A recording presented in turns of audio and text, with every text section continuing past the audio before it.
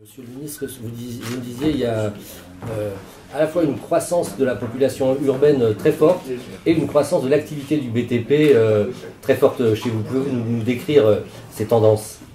Alors au niveau de la croissance urbaine, ce que je voulais dire, c'est que la Côte d'Ivoire aujourd'hui a une population qui est à moitié urbaine, donc 53% de la population vit dans les villes. Donc le défi urbain se fait de plus en plus sentir. Au niveau économique, nous avons un taux de croissance soutenu, 9% par an depuis 2012. Les perspectives sont bonnes. Encore, on parle de 8,5% sur les prochaines années. Je dis que la Côte d'Ivoire a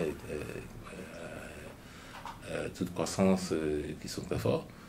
La question de fond, comme on le dit, c'est comment faire en sorte que les populations puissent encore mieux bénéficier. Comment faire en sorte que le secteur urbain puisse mieux jouer son rôle, afin qu'on puisse faire avancer ces secteurs-là. Alors au niveau du BTP, comme je disais, 35% c'est un accélérateur transversal, hein, ça touche tous les secteurs. Comme on dit, le bâtiment va, tout va. Nous avons un taux de croissance de 35%. C'est le secteur qui présente l'accélération le plus fort en Côte d'Ivoire. Il crée en moyenne au minimum 14 000, 15 000 emplois chaque année. Voilà, donc c'est un secteur qui est porteur.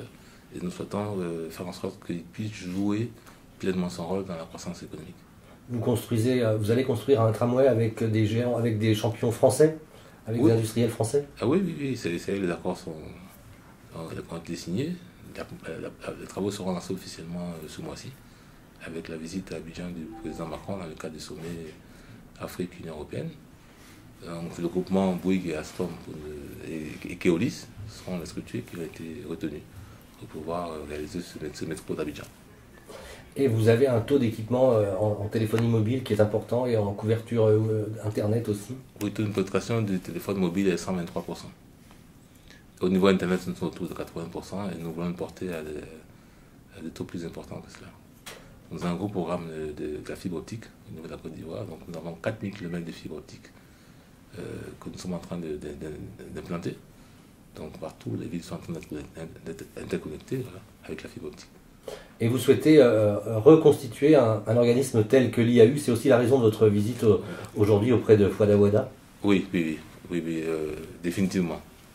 C'est un instrument important, c'est un instrument qui nous manque, puisque nous l'avions aujourd'hui. Et c'est un instrument qui est en coopération avec l'Institut français. Donc nous, notre rôle, c'est de repartir ensemble pour qu'on puisse mieux réguler, mieux organiser la ville d'Abidjan et les villes de l'intérieur éventuellement, pour qu'on puisse faire bénéficier pleinement aux populations, non seulement de la croissance, mais aussi que nos villes puissent fonctionner, mieux fonctionner. Justement, dernière question, vous me le disiez, pour vous la Smart City, les data, c'est autant d'éléments qui vous permettent une meilleure programmation urbaine? Ah oui, je crois que c'est un outil puissant qu'il faut exploiter. Ça permet de mise à jour en temps réel, je dirais, en guillemets, de tout ce qui est données socio-économiques qui sont utiles à la programmation.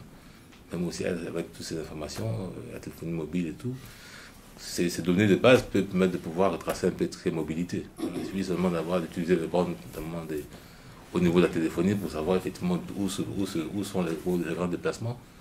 Et une façon de les traiter, ces données de base qui sont recueillies mais qui ne sont pas exploitées. Et pour au niveau de la planification urbaine, c'est des éléments qui sont importants. Donc oui, effectivement, pour avoir des smart cities, oui, pour avoir comment on appelle, tout ce qui est big data, c'est des outils importants qu'il faut utiliser. Et nous sommes prêts en Côte d'Ivoire, en tout cas la réflexion a commencé depuis 3 ans, avec pas mal de séminaires là-dessus. Je vois l'intérêt de tous les services, que ce soit les services des publics qui utilisent tout ce qui est services sociaux et infrastructures de base et tout. Ils sont intéressés par rapport à ces éléments d'information. Ils sont prêts aussi à donner ce qu'ils ont comme éléments d'information. Très bien. Merci infiniment. Merci.